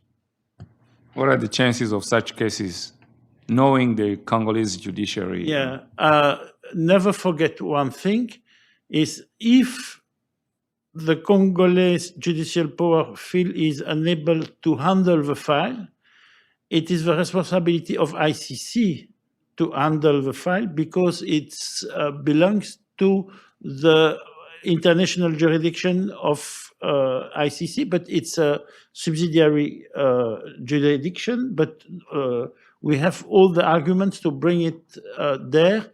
And we have decided in our team that all our complaints will already be sent to ICC, so that eventually the prosecutor can follow the file in Den Haag. Thank you, Bernard. Alors, about that, I can give you some information. We introduced a complaint against Abba Van Hank, who is a man who spoke about the use of machetes, if you remember, in June. We introduced a complaint about the FDLR member who was at the barrier at the custom with Rwanda, and who said we will go to finish the genocide. The people were there. We introduced a complaint concerning Kalima, because perhaps you don't know, but all the witnesses of Kalima came to our team and made a statement concerning what happened. And we have the statements, And we ask that it should be handled because we have the statements saying that even the local authorities and local police was supporting the extremists there in Kalima. We introduced a complaint concerning Mrs. Yuyu Muntu, who is a representative of COPAX and spokeswoman of COPAX. We introduced a complaint concerning a member of the army of IRDC in Beni, who said, no, the only way is to bring those people in church, and it will be decided, or they go to the right or to the left after the death. We introduce a complaint.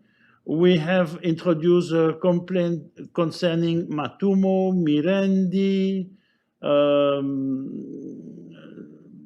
David Mubawa, so a lot of people of the Lucha community. We introduced a complaint concerning Mr. Mokia, who is in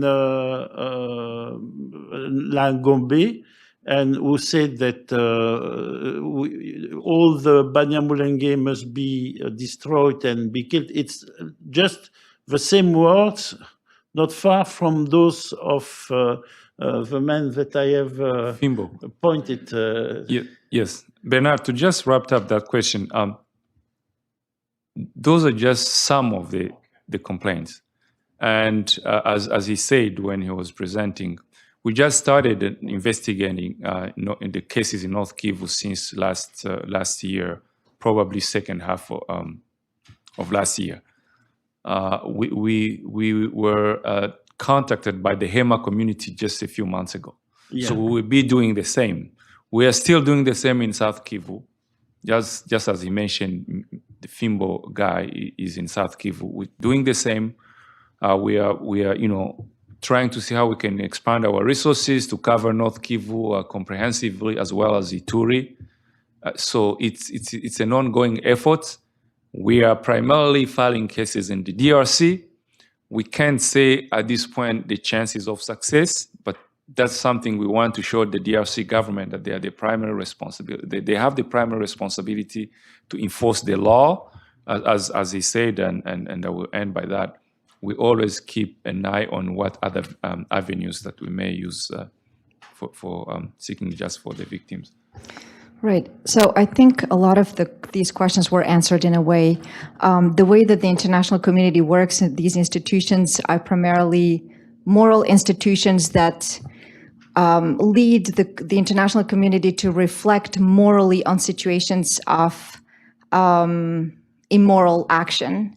There are at the UN several bodies that lead to intervention, but it's not a direct process. We don't ring the alarm and then they intervene right away. It's a system. So for example, one of the ways is to start with domestic recourse, which is what they're doing. They start with in terms of the judiciary, how can the local domestic judiciary address the issue? So to come back to your question, is the best way is to document. What you can do, of course, there's social media, we're raising awareness, that is very important. There is academics who are doing research and they're also presenting this evidence in a more historical context.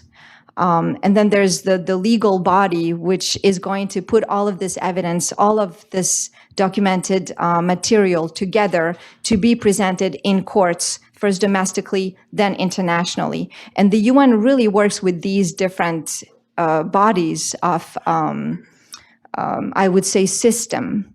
So one answer to all of your questions is that we need coordinated effort. Each one of us needs to act within their premises, within their I would say, context of action. So for example, the Human Rights Council has a system where we can submit a complaint. This is usually a complaint that can be done by the civil society. And it's a very straightforward process that can be done. We discussed the importance of commission of inquiry. This is commonly done. It has been done in the past. So in order for us to address these issues, it's really to stay within the legal ground, to document as much as possible, to know when things are happening, and to put them together into these complaints. And that's how we get to the UN, to have the UN Security Council to start acting. Thank you. Dr. Ndahinda, do you want to add anything to one or the other of the questions, or you good? No question really was asked All right. on. Sorry, I surprised you, but yeah, you will intervene next round, and this is going to be our final round because time is running up. Again, we still have a few moments here. You can interact privately with people here. You can ask them questions even after. So let me take. It's just a comment. I'm so sorry. It's just a comment on what you said. Yes. I understand the processes, but people are dying. And these are the very processes that happened in the past where people died. Mm-hmm. So is there no processes for exception, sense of emergency? Can you imagine the sense of abandonment for the victim, the destitution? The fastest process is the legal process, and that's what we try to do. I wish it was the yes. Let's think about that. That's a challenge. That's a challenge we have. But yeah, we can make comments when we answer the next. And I would take no more than 3. 1, 2, 3. Then I will see if I have a room for. Yes, sir. I will be very brief. I just walked into the Bar Association. I am a member of the Bar Association. I chair the Legal History Committee. My name is Alan Gorst. There's a group of Congolese on the street with banners, and they say that they have not been admitted to this conference, even though they are properly registered. I do not represent them. I have the card of Meta Ili Kayembe Mulaya Apokalbaro de, I can't pronounce the name, Kinsangani. And they would like to have a word with you, and they will have a word with you because they're standing right there. Thank you. I have a card of the same individual. I spoke with them, so I addressed that question with them. Thank you. No. I said someone behind here. Yes, sir. Thank you so much for this opportunity. Here is the voice of countless people. Why we are saying stop genocide. Human people in Congo. I'm William Kyle from Ituri, one of the victims who ran in America now. Thank the government of America for welcoming us. Thank you for politics in South Africa. My question will be this one. We know that any cases introduced to lawyers are taking time in the court. And here we are dealing the life of people. They are dying on a daily basis. Even right now, they are killing people. Even now, they are planning tomorrow morning here about those things. And we know that in Congo, the biggest number of UN peacekeepers at MONUSCO, 20,000, and they're not stopping that thing. And the government of Congo, other institutions, police, army, they're not stopping. So, if people take a decision of saying that we are for self-defense, can that nullify the genocide context when you defend yourself while waiting for decision of court? Your people decided to defend themselves because your government is weak, the UN organization is weak, it can nullify the genocide context that has been in your research. Thank you. Thank you. Please be brief. My name is Enrique Kurango. I'm a chairman of the I'm a teacher. I would like to get from you guys, collective avocat, and advice. What happened in this Congo? It happened in front of MONUSCO. MONUSCO, which is UN. And by chance, we are here. The headquarters of United Nations is just 2 miles from here. Can you guys advise us to do with a MONUSCO, which is what they call in French non-assistance à personne en danger? All right. They don't do nothing. The post of observation 2 weeks ago was there when they start killing people in Masisi. So there is no report, no nothing. What can we do? Thank you. So because you don't have microphones, we'll repeat questions when we're answering them. Yes, sir. Thank you very much, sir. When I hear you talking too much about the UN, ICC, I just laugh. Why? Because us Congolese or Africans, would we at this moment still believe in you care? I don't think so. Why? Because those boys in Thailand got stuck, got stranded in a cave. What happened? All the mainstream media here talked about these boys, sending the expert to go and rescue those boys for 2+ weeks. World Vision is there. Oxfam is there. UN is there.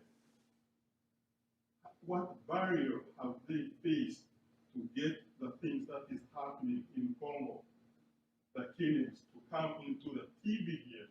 So lady like my sister here can stand up and say, no, this is enough.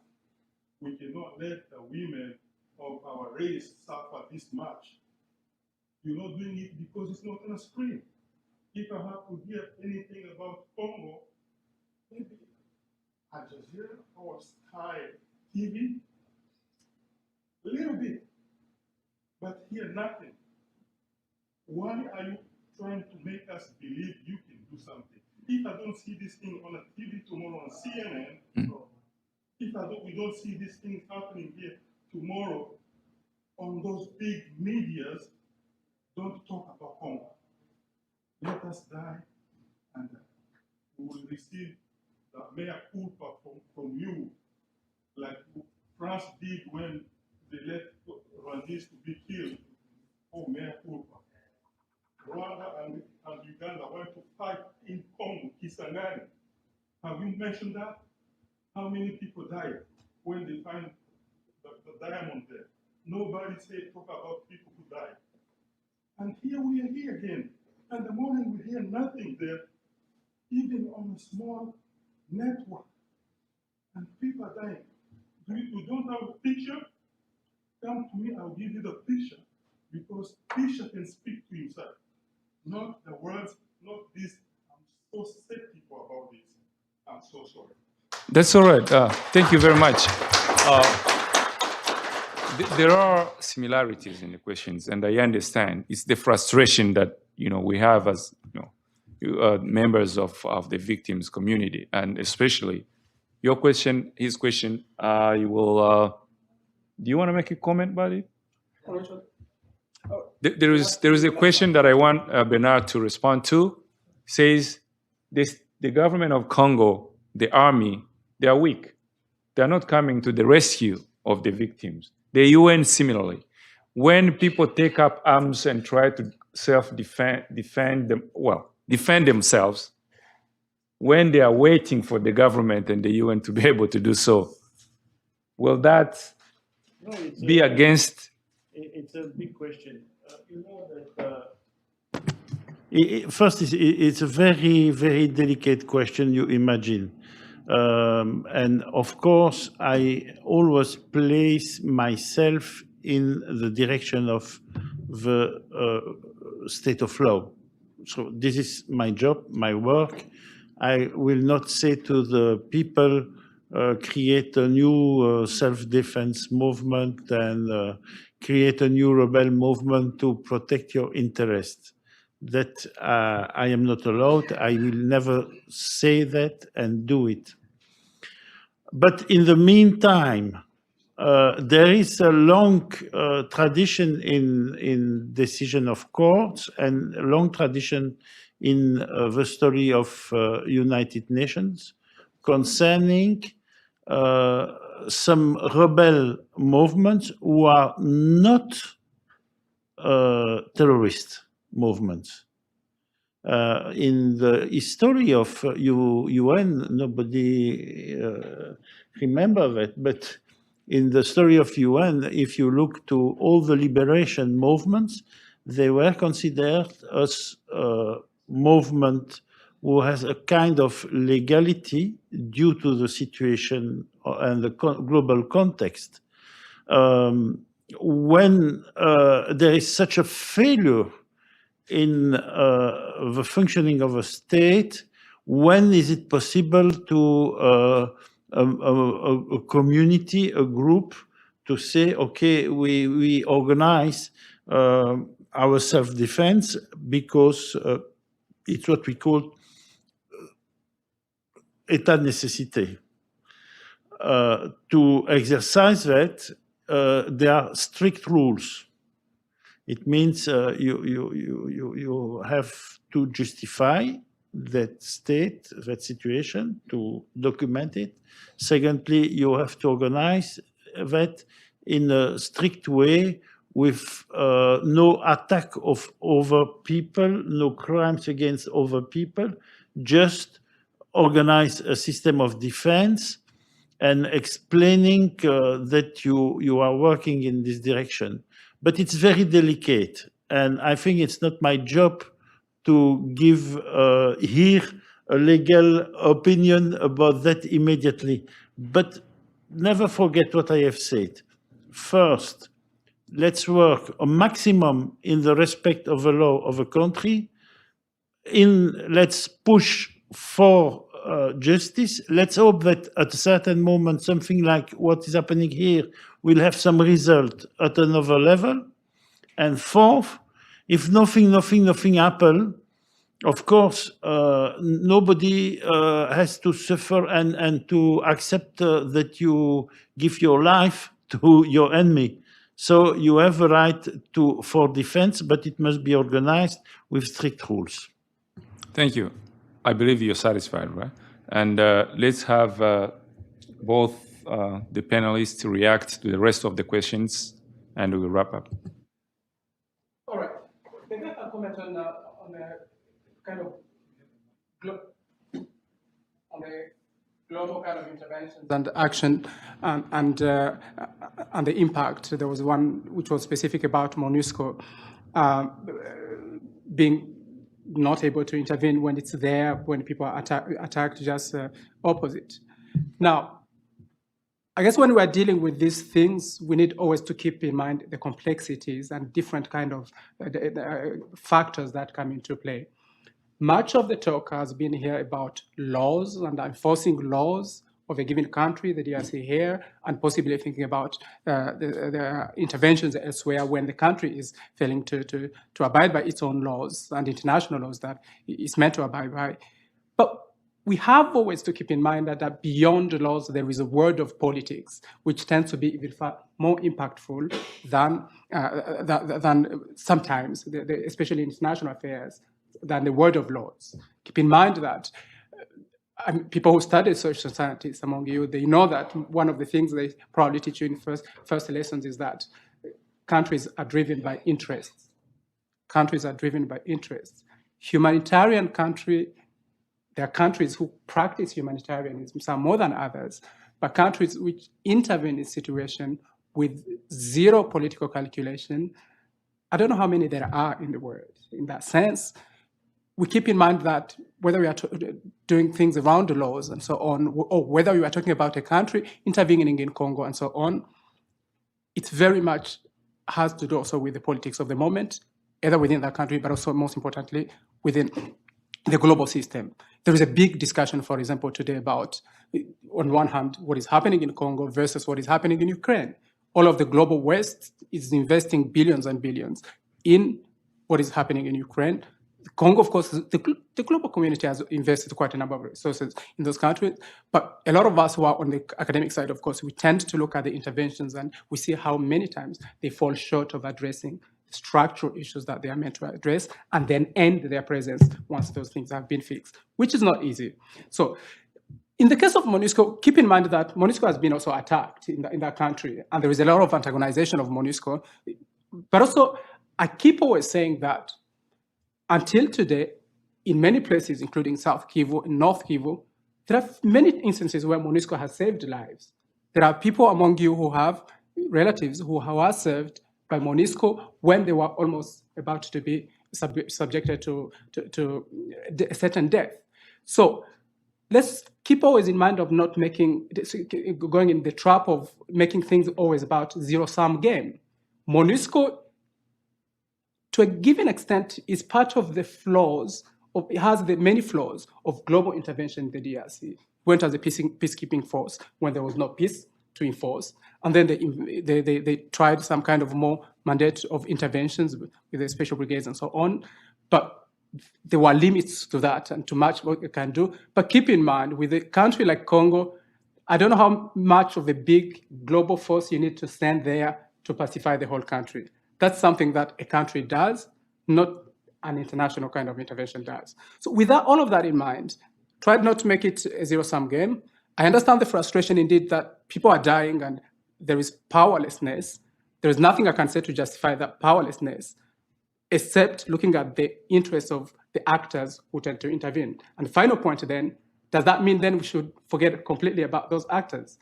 Keep in mind that all of the wins of any social struggles of peoples, of communities, of countries, of together and so on, they always make sense when you keep insisting. You ask, you fail, and then ask, and then go again until you get results. So, and that's what people should always continue to do. Thank you. 1 minute, and we'll wrap up here. Yes, exactly. So I think when it comes to politics, it's also something that is within the UN. We need to keep in mind that the UN is composed of countries with their individual interests. When they come to the table to negotiate, they're negotiating for the interests of their countries. We need to remember that DRC today provides 70% of the ingredients that go into the chip technology that we all rely on. We need to remember that the United States relies, its self-defense, its national defense relies on this chip technology, that its economy relies on this chip technology. So when it comes to negotiating peace, it's also negotiating interest. This is what we call soft power. There is a lot of interest at stake. And so we cannot completely dismiss that system because this is the only chance we have. So how do we navigate that system to get where we want? It's a mix of what we're doing here and what you're doing there. When it comes to facts, they're undeniable. This is what Bernard was saying earlier. When you present the facts to the UN, they cannot deny them, whether people are dying or they're being, addressed hate speech against. Thank you. Yeah, just to add one thing, we also need to remind that the US and China are at war for world dominance, and it has some effects on our countries, as it had always been. So absolutely, it's complex. Yeah. I will end this and give you a chance to ask whatever questions you may have after, because we are here, we have the room. Don't worry about it. 30 seconds.